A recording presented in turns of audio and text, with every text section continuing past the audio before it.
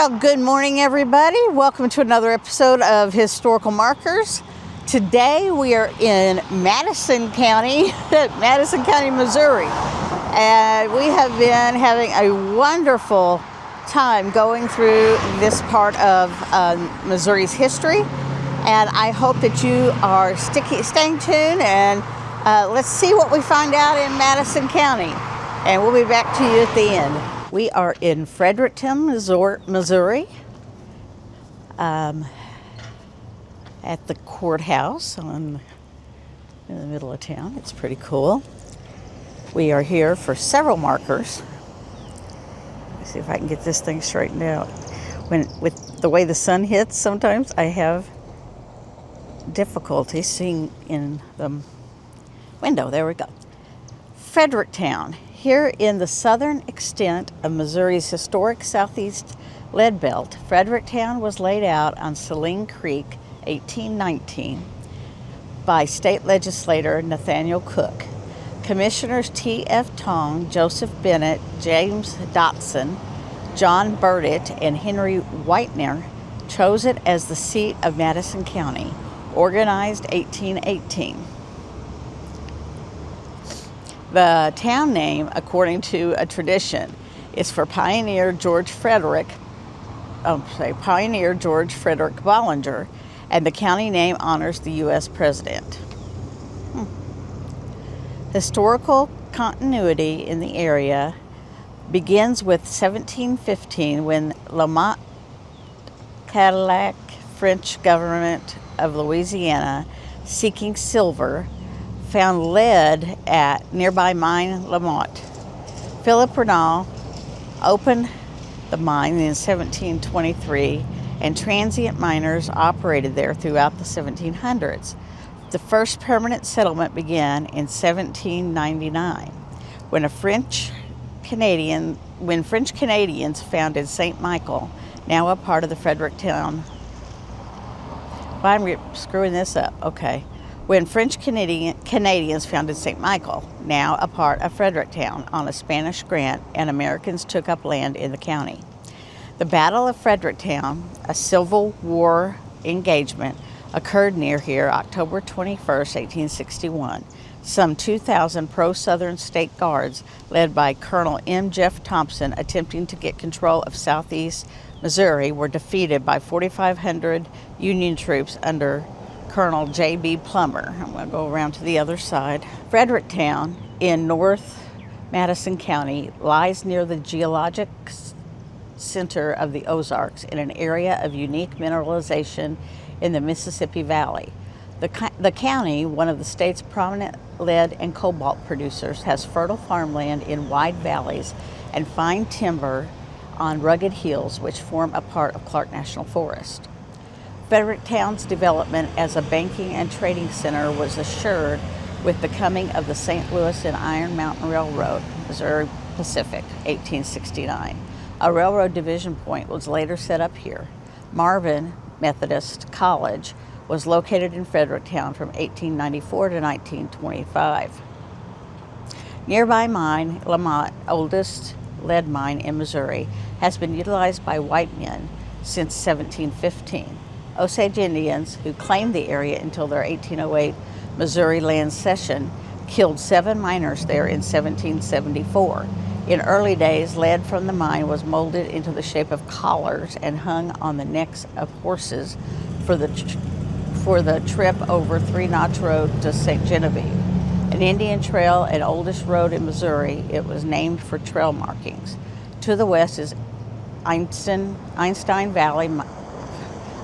silver mine, worked in the 1880s. It is the only silver mine in Missouri.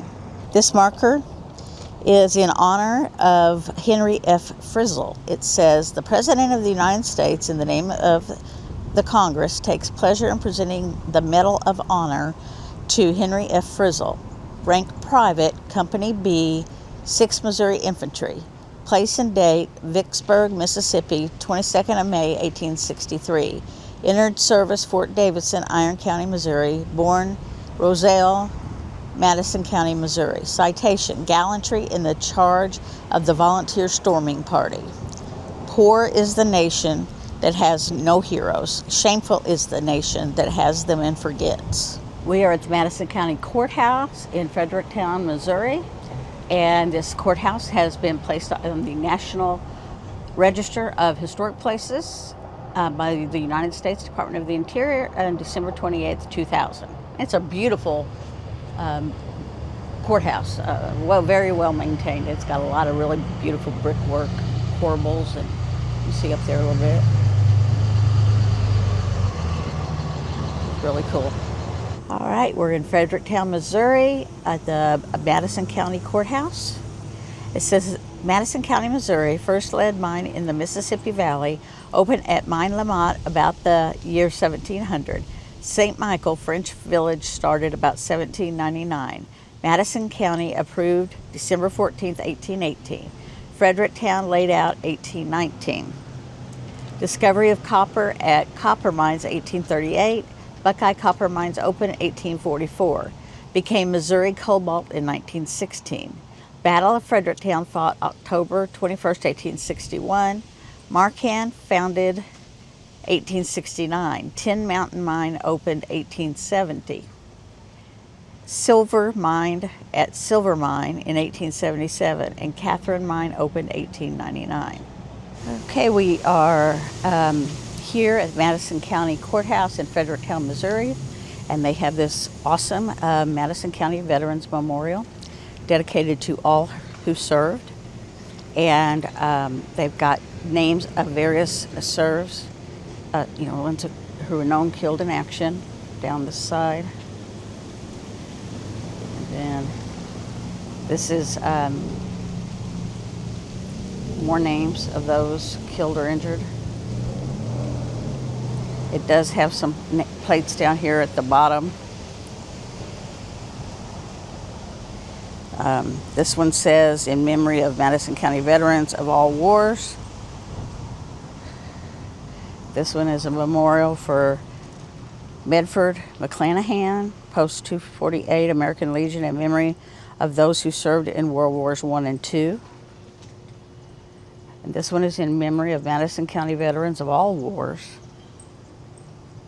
from the veterans of foreign wars. And then there's some more on the back of the stone. This one is who commissioned this memorial.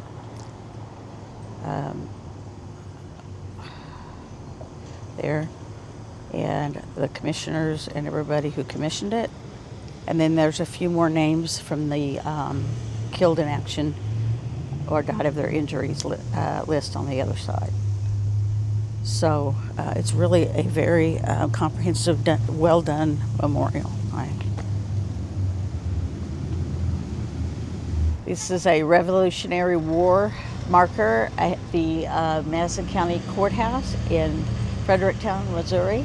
This says Revolutionary War, 1775 to 1783, soldiers who came to Madison County, Missouri.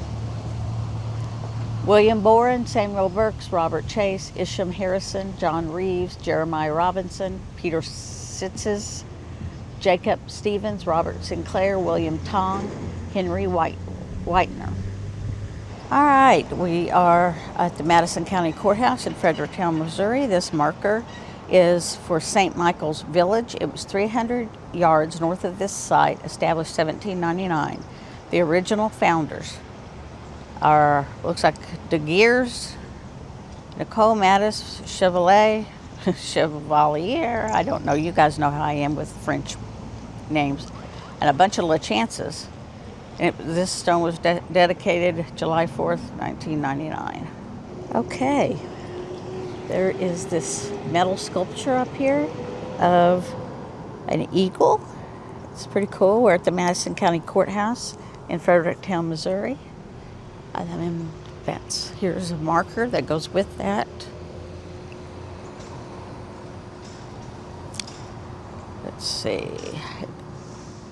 Old Abe War Eagle Trail. The piercing scream of a bald eagle mascot, Old Abe, led the 8th Wisconsin Volunteer Infantry into 36 battles during the Civil War against the Confederacy. The Battle of Fredericktown, October 21st, 1861, was the first battle on the War Eagle Trail, which passes through Missouri, Arkansas, Mississippi, and Louisiana. The 101st, I'm so sorry, military people. The 101st Airborne Division Air Assault adopted Old Abe, the Wisconsin War Eagle, as its mascot upon the division's activation in August 1942. Since World War II, these soldiers, nicknamed the Screaming Eagles, are recognized worldwide for their dedication, courage, and valor. Okay, we are here in Fredericton, Missouri, at the U.S. Post Office. And we're here for the plaque on the wall here. It has been placed on the National Register of Historic Places by the United States Department of the Interior on October 8th, 2009. We are in the Fredericktown, Missouri Cemetery for a few markers. We're going to get this one first. It's down here. This marks, in 2011, the 150-year anniversary of the Battle of Fredericktown, October 21st, 1861. And then over here, let's get some information about this battle. All right. The Battle of Fredericktown. A state divided, the Civil War in Missouri, and that is true. Truly a divided state during this time. On October 21st, 1861, the Battle of Fredericktown was fought just south of this location. General General M. Jeff Thompson set the stage for the Battle of Fredericktown in mid-October 1861 when he led the 1st Division Missouri State Guard to disrupt the Iron Mountain Railroad, the main Union artery from St. Louis into the southeast Ozarks. Colonel Alden Lowe and the State Guard Infantry marched to Fredericktown from Stoddard County, Missouri, while Thompson took his cavalry directly to the Big River Railroad Bridge. On October 15th, Thompson's troops captured a company of Union Bridge Guards, burned the bridge, and then scattered another company nearby at Blackwell Station. On October 16th, Lowe reached Fredericktown. The next day, there was minor skirmishing with Union scouts. Thompson and his cavalry rode into the town later that day to support Lowe. He chased the Federal cavalry for a few miles and then turned back to Fredericktown. For the next 3 days, he remained there and gathered recruits. He also accumulated 18,000 pounds of badly needed lead from local mines. Thompson and his brigade threatened Ironton, which prompted Brigadier General U.S. Grant, commanding in southeast Missouri, to send troops to dislodge the troublesome swamp fox. Federal columns soon converged on Fredericton. Colonel Joseph Plummer left Cape Girardeau on October 18th with 1,500 soldiers. 2 days later, Colonel William P. Carlin, with 3,500 troops, marched from Pilot Knob to attack Thompson. Learning of the dual Federal advance, Thompson decided to withdraw south. With lead-filled wagons in front, the Missourians marched 12 miles before Thompson rashly decided to return to Fredericktown and give the larger Union force a fight. On the morning of October 21st, he placed his 1,200 men in concealed positions on both sides of the Greenville Road south of Fredericktown and prepared to give battle. Oh my, I'll go over the maps and stuff here in a minute. On the same day, Carlin's column reached Fredericktown and was told that the Missourians had left the previous day. Carlin, who was ill, decided not to give chase, pleading short rations. When the Cape Girardeau column arrived about noon, however, Plummer decided to pursue Thompson despite what he assumed was a long head start. Taking a portion of Carlin's units, Plummer started down the Greenville Road. The cavalry advance had only proceeded a mile from town when they encountered Lowe's guardsmen ahead, formed for battle behind a rail fence surrounding a cornfield. Plummer immediately deployed his troops to attack.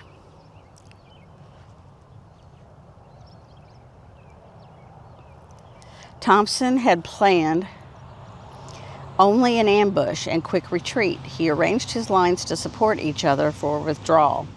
Lowe's command, consisting of a regiment and 2 battalions totaling some 500 men, took position behind the fence and cornfield east of the Greenville Road. Behind him was the 4-gun battery that comprised the State Guard artillery. Across the road to the west, 2 infantry regiments held a line to the rear of Lowe's cavalry, and a small reserve force protected the flanks and rear. Plummer ordered 2 guns of the Federal battery to unlimber on the Greenville Road and open a brisk fire. Thompson's artillery responded in kind. Plummer deployed additional Federal units west of the road, including 4 more cannons under Major John Schofield. Part of Schofield's battery and the 8th Wisconsin Infantry were held in reserve. Plummer sent the 17th Illinois and 11th Missouri Infantry regiments into the cornfield to attack Lowe's position. The Federal skirmishers encountered heavy musket fire and were twice driven back by the Missourians. The 20th Illinois was thrown into the fray. For 40 minutes, the fighting raged. State Guard casualties mounted, and the Federals began to flank their position. Lowe was supposed to fall back at this point, but recklessly fought on until he was shot dead. In the face of well-armed artillery fire in superior numbers, the Guardsmen retreated. Union rifles exacted a heavy toll as the Missourians raced for their reserve line. Seeing the enemy's overwhelming numbers, Thompson ordered a withdrawal down the Greenville Road, leaving behind several killed and wounded and a damaged cannon. Hoping to rout the retreating Missourians, Plummer ordered the 1st Indiana Cavalry to charge, but Thompson had anticipated such a move and had set an ambush. As the Indiana Cavalry thundered down the road, soldiers of Thompson's command suddenly arose from concealment and unleashed a volley that killed 4 cavalrymen, including Major John S. Gavitt and Captain John K. Hyman, and left 28 wounded. The Indianans wheeled in retreat while the Missourians hurried down the Greenville Road without serious pursuit. Elated by success, the Federals returned to Fredericktown. Angry soldiers, suspecting the hapless townspeople knew of Thompson's ambush, burned 8 dwellings and looted the courthouse and Catholic church before the rampage was halted. Federal losses in the battle tallied 14 killed and 60 wounded. Reports of Thompson's casualties vary, but his known losses totaled 17 killed, 52 wounded, and 78 captured, including 38 wounded. Although it was a tactical victory for the Union, the battle had no important strategic effect on the war in southeast Missouri.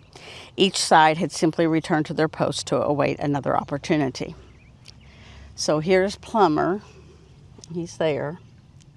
Colonel Joseph B. Plummer. And this is Colonel William P. Carland. And this map gives you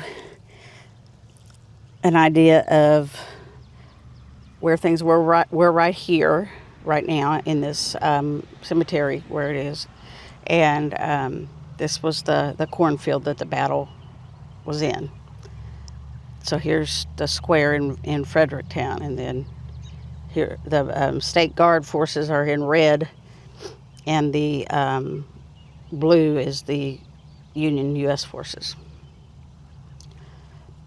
And again, this tells you the second phase that was further on down the road, where the cornfield was, and they had retreated down this way, but that's where the ambush was at here. So there's your Union soldiers and the Missouri State Guard withdrawal. And then this is an illustration of the Battle of Fredericktown by artist W.J. Hinchy, and it appeared in the New York Illustrated News on November 11th, 1861. The artist is standing behind the attacking lines of Federals who are obviously advancing in the face of fierce State Guard resistance. We are outside of Fredericktown, Missouri, in the cemetery, and we're talking about the Civil War. And this is the Eagle Bearers. In late 1861, the 8th Wisconsin Infantry joined many other units from the Midwestern states moving through the federal hub in St. Louis, Missouri. The 8th Wisconsin was known as the Eagle Regiment after its mascot, Old Abe. Although its bald eagle mascot was unique among Civil War volunteer regiments, the unit followed a path similar to thousands of Midwestern soldiers whose military service began in the critical border state of Missouri.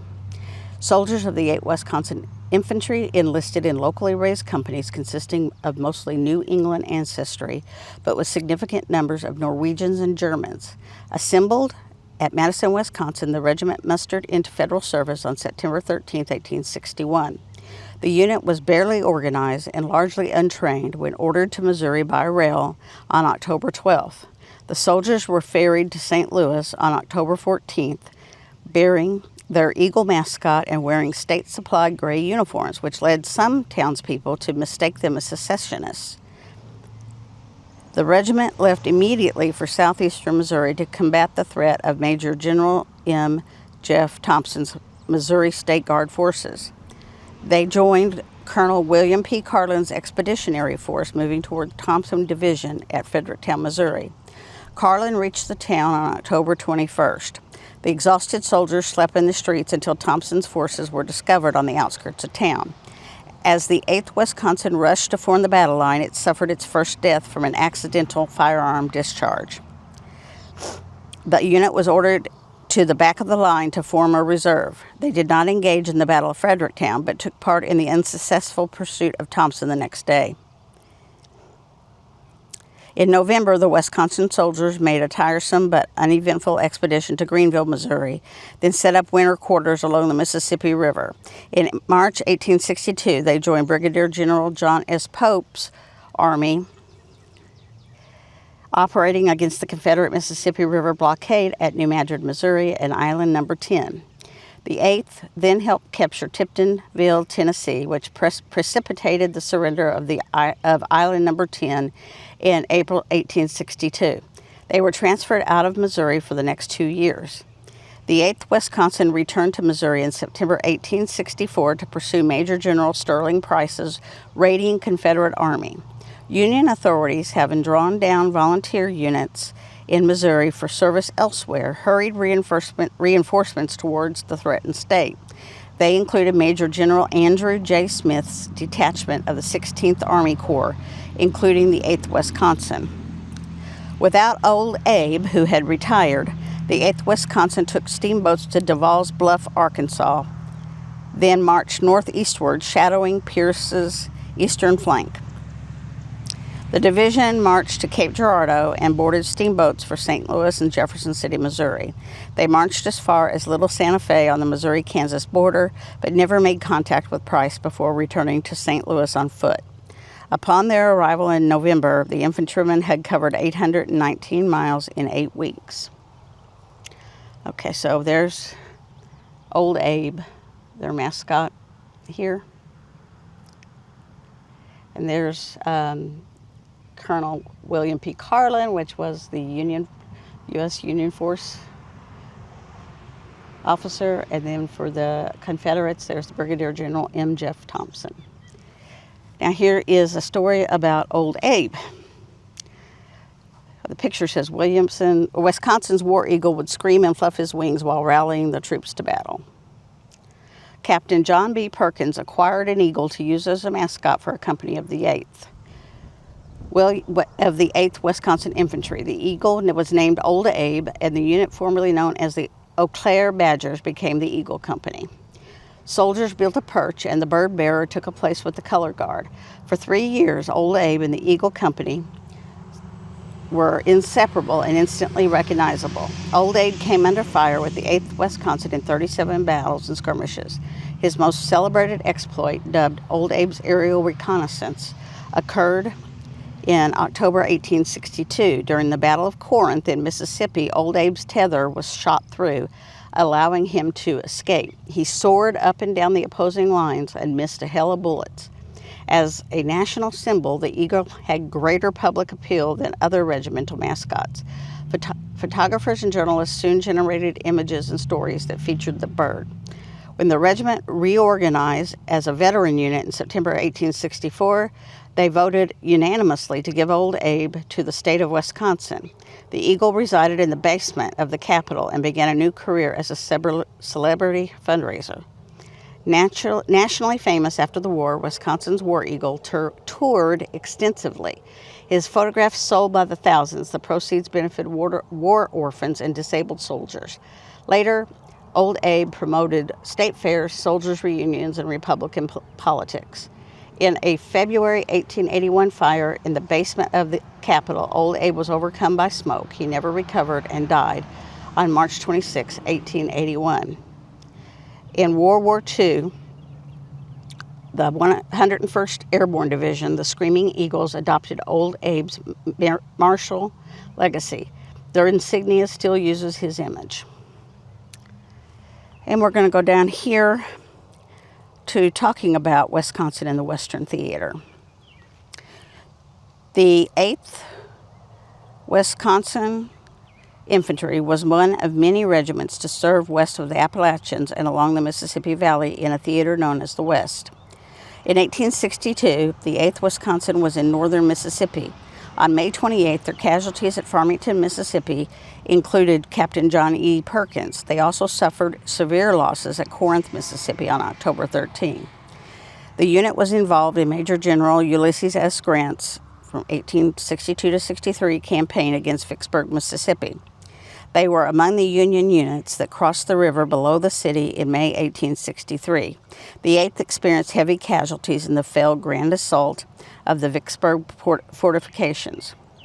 As part of the same campaign, the 8th Wisconsin also participated in the captures of Port Gibson and Jackson, Mississippi. By the end of the Vicksburg campaign, only 436 of the 606 men remained fit for duty. The debilitated unit then served garrison duty in Mississippi and Tennessee. From March to May 1864, they served in Major General Nathaniel Banks's Red River expedition in Louisiana. In June, the unit fought General John S. Marmaduke's Missourians at Lake Chillicothe, Arkansas. A fight near Abbeville, Tennessee on August 18, 1864, was the last action for the non-realistic veterans, including Old Abe, before they mustered out and returned home. Following a diversion in Arkansas and Missouri's pursuing Sterling Price's Confederate Army, the remainder of the 8th returned to Tennessee and fought in the Battle of Nashville in December 1864. It participated in its last combat operations against Mobile Bay, Alabama in 1865. By the time the unit mustered out in September 1865, it had 37 battles and skirmishes to its credit. It had 55 men killed in action or mortally wounded and 221 lost from disease. The regiment traveled over 15,000 miles in 7 states. The men took steamboats for about 7,000 of the miles and trains for about 2,500 miles. The remainder was on foot. And this marker is for William J. Wisecarver, preacher and soldier in the 3rd Light Missouri State Guard, Company A, 3rd Infantry Battalion. He died in the Battle of Fredericktown, 10/21/1861. Our beliefs are our way of life. Well, there you go, guys. That was our look into the historical markers in Madison County, Missouri. I hope you enjoyed it. And we are continuing to do these markers as often as we can. If you have any suggestions for us, please comment and we'll see if we can make arrangements to go check it out. And like, subscribe, and follow us, and we'd appreciate all of that support. And stay tuned for the next episode of Historical Markers.